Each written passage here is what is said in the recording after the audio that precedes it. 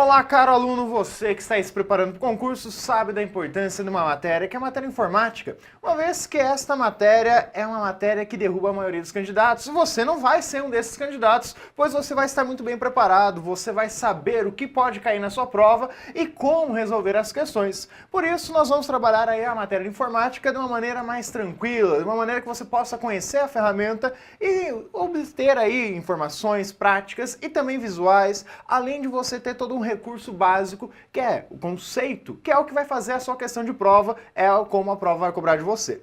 Bom, nesse curso você vai encontrar aí basicamente aquilo que é necessário para você. Os blocos estão ajustados exatamente dentro da sua necessidade. Então, assim que sair o edital, você tem ali, opa, cai essa matéria, já vai estar preparado para você de acordo com o que o edital vai cobrar. Então fique tranquilo, acompanhe o curso com tranquilidade e se preparando cada vez mais para o seu concurso. Então me acompanhe aí nessa primeira tela que você tem falando da noção de informática, entendendo esse universo básico.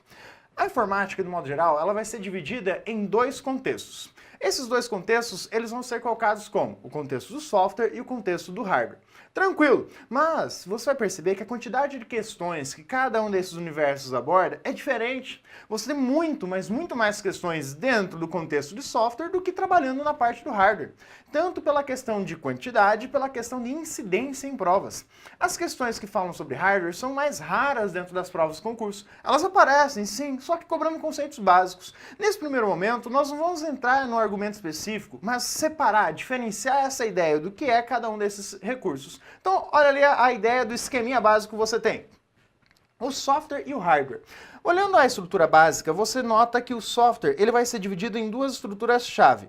A estrutura-chave dele é uma estrutura que você vai ter ali como, por exemplo, a ideia da estrutura lógica. O que é essa estrutura lógica? Essa estrutura lógica, ela simplesmente é a ideia do software não ser palpável. A ideia dele ser abstrato. Em comparativo, você tem ele aí justamente olhado para o próprio hardware, que é uma estrutura inteiramente física, palpável. Então você tem uma peça, exatamente como a banca vai sugerir para você, citar essa peça de um dispositivo, um outro sinônimo muito comum nas provas. Em comparação com a ideia de associação direta, uma tradução direta que você tem para software é chamar o software de um programa. Um aplicativo é um tipo de programa, um tipo de software. Então a ideia, o âmbito geral é software, programa. A grande sacada da prova está em você comparar estes dois termos, o driver e o drive. Quando você fala no driver, você tem aqui a relaçãozinha de um R a mais e que este R faz com que ele relacione ao universo do software, enquanto que o drive é o sinônimo direto a uma peça, que você tem ali como exemplo o próprio pendrive exatamente. Então esse dispositivo é uma peça que traz o seu nome a referência a essa palavra para lembrar que você tem uma peça. Agora, olha o seguinte. Quando você trabalha com uma peça e um dispositivo, você tem que ter um cuidado conceitual. Porque quando você fala no driver, quem é o driver de uma peça? Bom, o driver, ele tem aquele Rzinho a mais no final. Sim, esse R vem justamente para dizer que ele é um conjunto de informações. Estas informações, elas vão dizer o quê? Essas informações fazem alusão à ideia de como a peça funciona efetivamente. Dizer, olha, essa peça funciona de uma determinada maneira. Posso dizer, de uma certa colocação, que o driver seria a ideia do quê? Um driver pode ser associado ao manual de funcionamento da peça. É ele que vai dizer como a peça funciona para alguém externo. Porque o dispositivo, a peça, o drive, ele tem uma informação interna e a informação externa. A estrutura do driver é essa informação externa, é que outra pessoa usa. É que nem você pega lá o carro. Bom, você é uma estrutura externa do carro e pega o manual para saber onde que estão as coisas, como funciona, como utilizar-se de alguns recursos dele. É a mesma coisa que você tem para as peças do computador. Você tem a informação sobre como aquela peça funciona. Então as bancas, de modo geral, elas costumam cobrar de uma maneira implícita essa lógica, essa regra de que você tem um contexto do software e o contexto do hardware associados dessa forma. Então cuidado com esse detalhezinho. Então você trabalha simplesmente com a ideia de dois universos. Sabemos que a prova vai cobrar na maioria das questões a parte do software. Então vamos falar um pouco mais sobre as estruturas, a ideia geral deste universo. Me acompanhe, você vai notar que existem alguns grupos de software. Esses grupos, eles vão ser falados em várias categorias. Para a prova, o que você precisa realmente saber são 4 categorias essenciais. Então olha aqui o esqueminha que eu trouxe para você na tela. Tem ali o firmware, os aplicativos, os malwares, o sistema operacional, Esses 4 grupos que você vai encontrar, eles têm alguns detalhes importantes. Começando a falar ali do firmware. O que o firmware traz de relação interessante e que as provas costumam cobrar? Primeiro, a ideia de inerência. O que significa um software inerente ao hardware? Bem, olha aqui. Quando você fala em software inerente ao hardware, você está dizendo que ele já faz parte. E ele e o hardware são quase que uma coisa única. Lembra aquela ideiazinha básica ali? Quando você fala no driver, é uma informação externa, e quando a gente fala no drive, você tem ele como peça. E o firmware? O firmware é a informação interna, é o que faz a peça funcionar. Então, firmware interno, o drive é a peça e driver é a informação externa. Essa é a ideia básica. E aí você nota justamente essa ideia de inerência, mas que também aparece com outros termos. Olha ali na tela, a ideia de que ele ainda sai de fábrica dentro da peça. Você simplesmente vai adquirir o produto, a peça, e ele já tem esse programinha instalado. E um detalhe importante que você vai identificar nesse caso é justamente a ideia de que este dispositivo, a peça, já está ali, já está colocada, e você não tem como mudar.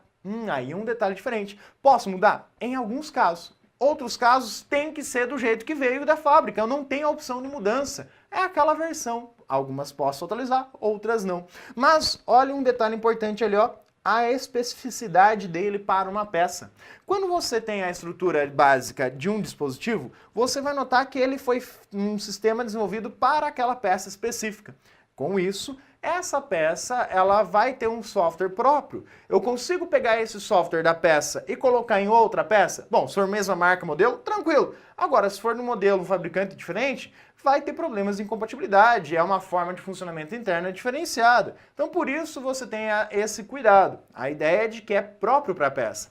Quer ver um exemplo bacana de firmware que você tem no dia a dia e que você tem acesso constante? É um sistema também operacional, é o sistema operacional Android. Esse cara simplesmente é um exemplo de sistema operacional e também um exemplo de firmware. Por que eu posso dizer que esse cara é um firmware? Porque ele é feito próprio para cada peça. Você pegar lá o Android, que é desenvolvido para rodar num Galaxy S3, você não vai conseguir instalar ele num Galaxy S4 da vida, porque ele tem diferenças de hardware, tem diferenças de funcionalidades. Então a ideia é esta. Claro que existe aí, por exemplo, alguns aparelhos onde que é mais versátil. Por exemplo, os próprios aparelhos da Google, que ele vai lá, desenvolve o Nexus, e o Android, assim que ele sai, ele pode ser instalado no Nexus, não precisa de personalização específica. Aqui são detalhes exatamente que fazem a ideia desse cara.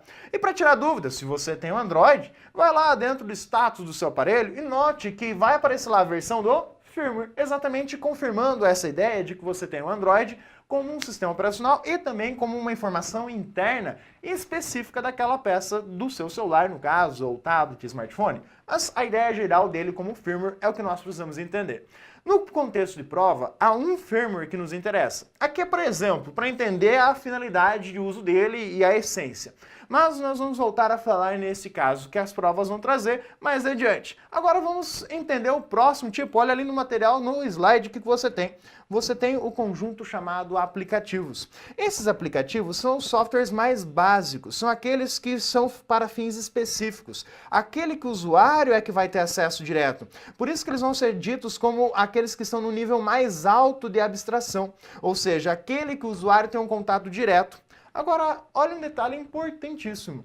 Quando você fala em aplicativos, você tem uma regra básica. O aplicativo, para ser executado, ele precisa de uma base, ele precisa de um sistema operacional.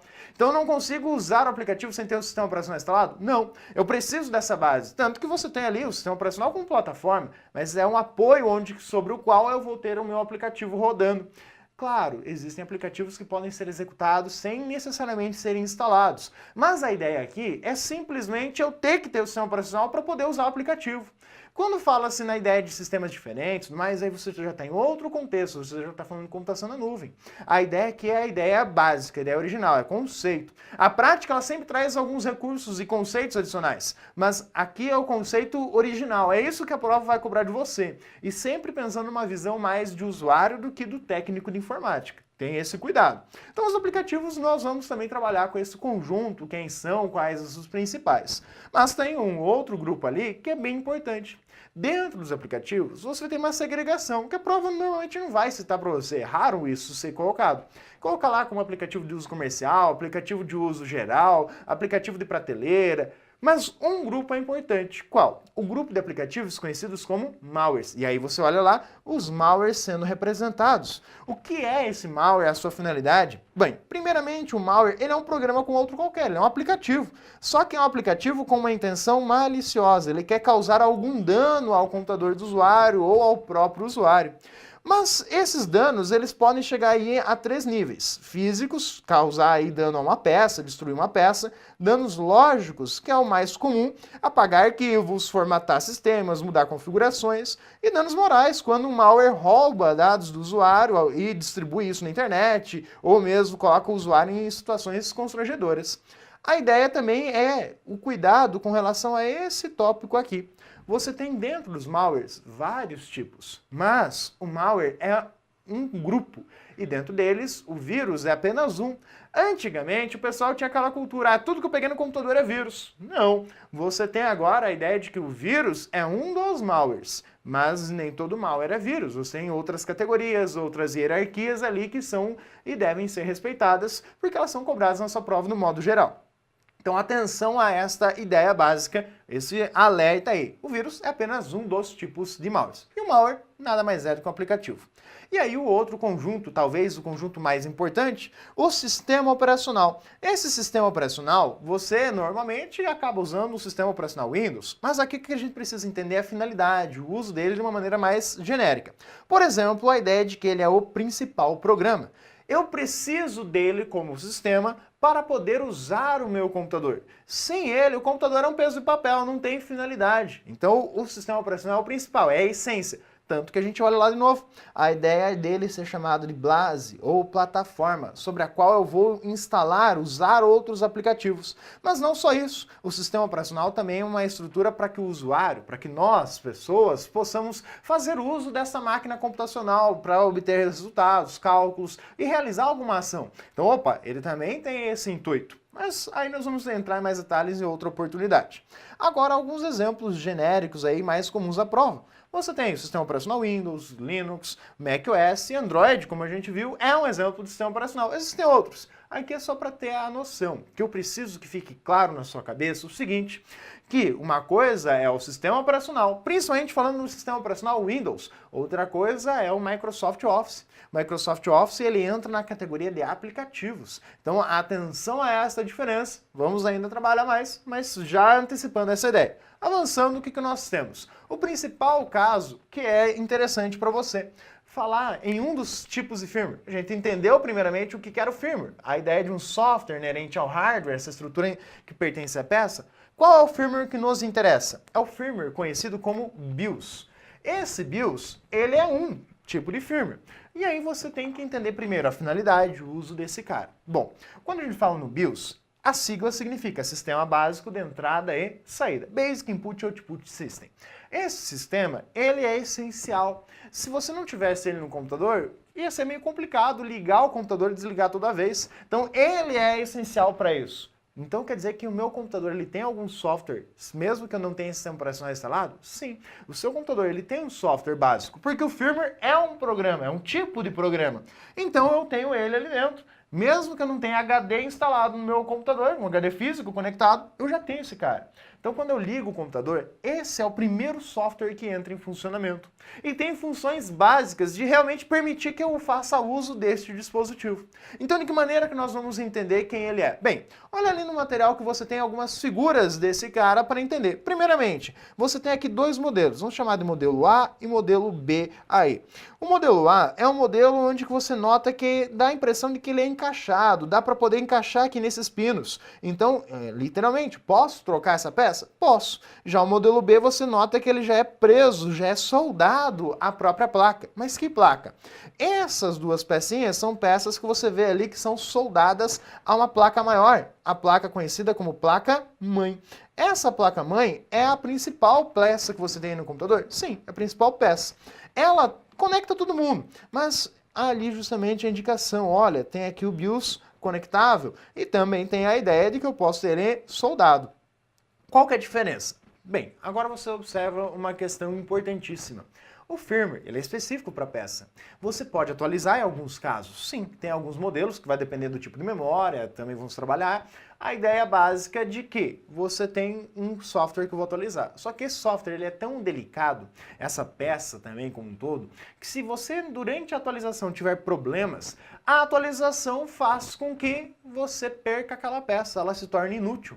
Agora imagina esse modelo B ali que está soldado à placa-mãe. Se você perdeu aquela peça, se ela se tornou inútil, é a placa-mãe inteira que você vai ter que jogar fora.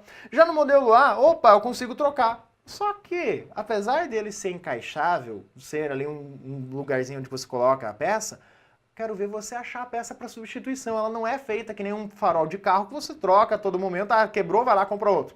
Não, é uma peça não feita para substituição. Então é um problema, você vai ter que achar uma outra placa e tudo mais. Mas a ideia básica que você tem que entender é que eu tenho essas peças soldadas à placa-mãe. E aí vamos olhar mais atentamente ali algumas outras informações. Primeiro, o tipo de memória ali que você tem. Ele fica numa memória do tipo ROM. O motivo, justamente, é porque ele vai ser ligado, né, quando eu ligo o computador. Eu preciso que essa informação fique em um dispositivo em que simplesmente eu saiba que o computador estando desligado ou não, ele vai guardar os dados. Por isso que ele fica numa memória do tipo ROM, porque ela mantém os dados mesmo na ausência de energia. Então é esse tipo. Existem vários tipos de memória ROM. Tem a memória puramente ROM, tem a memória PROM, EPROM. Hoje, normalmente usado a flash ROM. O que acontece é que nessas flash ROM pode atualizar e vem toda essa história que você pode perder a peça se não fizer corretamente a atualização, se der alguma interrupção no meio do processo. Então fica atento a isso. Quando a gente fala entrada e saída, por que ele é dispositivo de entrada e saída? Esse sistema de entrada e saída? Porque ele também está ali quando você desliga. Mas o alvo aí das questões de prova é quando você liga o computador. Então, quando você liga o computador, ele vai estar carregando o sistema. Mas antes entra justamente o objetivo geral para que serve o BIOS. O BIOS, ele te apresenta ali duas etapas básicas. Que etapas? Você tem a primeira, que é a etapa conhecida como Setup. E a segunda etapa é a etapa conhecida como Post. Um detalhe importante, a etapa do setup você acessa pouquíssimas vezes, e quando acessa, aí ele vai abrir ela. Normalmente ele passa direto por essa etapa. Por quê? Você configura uma, duas vezes. É exatamente isso. A etapa do setup é a etapa de configuração, enquanto que o post já é uma etapa posterior para verificar se está tudo ok com o sistema. Vamos olhar ali algumas imagens e também a ideia geral disso. Então você tem ali, primeira etapa que ocorre, a etapa conhecida como setup. Nessa etapa de setup, eu vou ter ali ações de configuração. Nessas configurações, o que você vai encontrar? Bom, primeiro eu vou ter que escolher para entrar e acessar essa tela de configuração. Eu vou escolher ali, normalmente, a tecla Del ou a tecla F2. Varia. Se você vai estar usando notebook, normalmente é a tecla F2. A tecla Del em desktop é a que mais usada. Então tem essa diferença. Outro fator importante é que configurações que nós vamos realizar ali dentro. Bem, para isso nós podemos ampliar aqui um pouquinho a nossa imagem em relação a essa tela. Bom, essa tela azul aí que você tem, cuidado para não confundir com a tela azul do próprio sistema Windows quando ele dá PT. Então essa tela azul é a etapa de configuração. Nessa etapa de configuração você tem alguns itens interessantes, como por exemplo, eu quero configurar aqui as configurações básicas, tem aqui uma indicação de uma palavrinha que pode aparecer em prova, que é a palavra CMOS. Você tem aqui as configurações principais, que são relacionadas a quem? Você simplesmente ter a ideia de senha. É importante e faz parte dos recursos de segurança da informação você atribuir uma senha ao BIOS. Por quê? Porque se você não colocar a senha ali, qualquer pessoa pode chegar e alterar dentro do seu BIOS a sequência de boot. É uma das principais configurações que você vai ter. É dizer, se você quando ligar o computador, você quer que o sistema operacional seja procurado dentro do HD, dentro de um CD, ou através da rede, um pendrive, porque às vezes você quer instalar o sistema. Então por isso que o BIOS permite você configurar isso, onde será encontrado o sistema operacional para que ele possa então ser carregado. É para isso que serve o BIOS. Alguns modelos de BIOS você pode fazer o tal do overclock. O que é esse overclock? É melhorar o desempenho, forçar a placa ou outras peças a trabalhar além da capacidade dela. Só que isso, claro, tem todas as consequências. Mas são coisas que dependem da versão e do modelo de BIOS que você possui. Então essa é uma característica interessante, é você ter esse recurso ali disponível para você. Então, atenção a esse recurso. Outro ponto ali que você vai poder observar é a segunda etapa. Qual que é a segunda etapa que você tem? Você tem aqui a etapa conhecida como Post. Essa etapa do Post, você tem basicamente a etapa de testes. Dois testes são comumente citados na prova. O teste dito teste de compatibilidade e o teste de confiabilidade. Bem, qual é a diferença entre esses dois testes? A diferença entre esses dois testes é que a compatibilidade vai verificar se as peças que você tem, elas estão na mesma velocidade, se elas operam na mesma frequência, se elas possuem a mesma tecnologia, porque se não tiverem a mesma tecnologia pode causar um problema, pode queimar essa peça. Então é isso que é verificado. A confiabilidade é, por exemplo, no momento em que você olha ali o BIOS executando e aparece lá para você uma informaçãozinha assim. Nós vamos ver ali a tela, mas aparece lá para você um número que vai aumentando rapidamente e ao lado dele tem lá um MB. O que é esse número que aumenta rapidamente? É exatamente o BIOS testando cada espaço da memória RAM do seu computador. Imagine aqui que a memória RAM do seu computador é um conjunto de gavetas. Então você tem aqui um gaveteiro e que o BIOS vai ficar abrindo e fechando cada uma dessas gavetas para verificar se elas estão funcionando. É isso que é testar a confiabilidade. É verificar, bom, se eu abrir e fechar, eu consigo abrir e fechar a informação que está ali dentro? É isso que ele está fazendo. Por isso que ele fica contando esse número. Antigamente era mais lento esse processo. Hoje você nota que ele passa rapidamente. Então, cuidado. Olha lá a figurinha de uma parte dessa janela do post sendo executado. Essa tela mais preta ali onde você tem informações como, por exemplo, modelo do processador. Essa informação aparece ali para você, ó. Modelo, opa, tem um processador AMD, Atom, tranquilo. Também aparece aqui a quantidade de memória que você tem, a cache, informações gerais aí sobre o hardware, a velocidade do processador em megahertz ou em gigahertz, depende do modelo. Aqui, logo no quadro abaixo, você identifica, por exemplo, que ele tem os drives, ou seja, disquete. Aqui eu tenho lá qual que vai ser meu HD primário, ou melhor, meu disco padrão primário, se é HD ou DVD ou CD-ROM, pendrive. Aqui você nota, opa, é um serial ATA, então eu tenho basicamente um HD, enquanto que aqui eu tenho meu DVD, ó, como sendo o primário, só que para outra finalidade, para dispositivos ROMs, para leitura de dados. Então ele traz ali essa sequência, qual é o principal, para que você possa utilizar. E abaixo outras informações, mas as principais são essas, informações que trazem para você o quê? Quantos HDs tem conectado? Às vezes você liga lá o computador e fala, pô, não tá aparecendo um HD. Aí você olha ali, nem na BIOS reconheceu esse HD. Então vai ter que encontrar outro, ver o que está instalado, se é uma configuração do BIOS. Você já deve ter notado que de vez em quando a data e a hora do seu computador, ela desconfigura. Às vezes é simplesmente porque a pilha do BIOS acabou. Ora, para manter essas configurações do setup, eu preciso ter uma pilha ali dentro que simplesmente guarde esses dados, por conta do tipo de memória, que é onde que está armazenado o BIOS. Então eu preciso de vez em quando estar aí trocando essa pilha. Uma pilhazinha que você vai pagar ali em torno de R$1,50, R$3 no máximo. Então apenas cuidado com esses detalhes. O que mais nós temos a observar aí? Bom, seguindo, nós temos a ideia geral de aplicativos que você vai encontrar. São aí classificados, como a gente citou, em ideias de outras categorias, mas temos alguns exemplos principais para conhecer. Por exemplo, os navegadores de internet. Quando você fala em navegador de internet, é a Internet Explorer, Google Chrome, Mozilla Firefox. São esses programas que são conhecidos como browsers. Eles são os navegadores, eles são aplicativos. Então tranquilo, é um exemplo que você tem. Você, para poder usá-los, precisa de um sistema operacional, seja no celular, também tem o Android para poder usar esses aplicativos. Então é um programa específico, para uma finalidade bem pontual. Mas os principais aí que as provas cobram, além dos navegadores, são as suítes de escritório. Agora olha aqui os nomes que você tem, olha ali na tela. Você tem o Microsoft Office, típico, tranquilo, as provas costumam cobrar esse cara, tranquilamente. Agora, esses três, o tal do LibreOffice e o Apache OpenOffice e o BROffice, na verdade, são o mesmo cara, que tiveram uma mesma origem, só que depois de um tempo, essa mesma origem, ela criou aí uma versão que evoluiu e no meio termo surgiu uma versão filha. E ela existe até hoje. Aí depois de um tempo surgiu uma outra versão e existem essas três versões atualmente. Então você tem a versão colocada aí com Apache, BROffice, são versões. Só que uma delas morreu. Por exemplo, o carinha que deixou de existir foi o próprio BROffice. Na verdade, o BROffice é um nome brasileiro.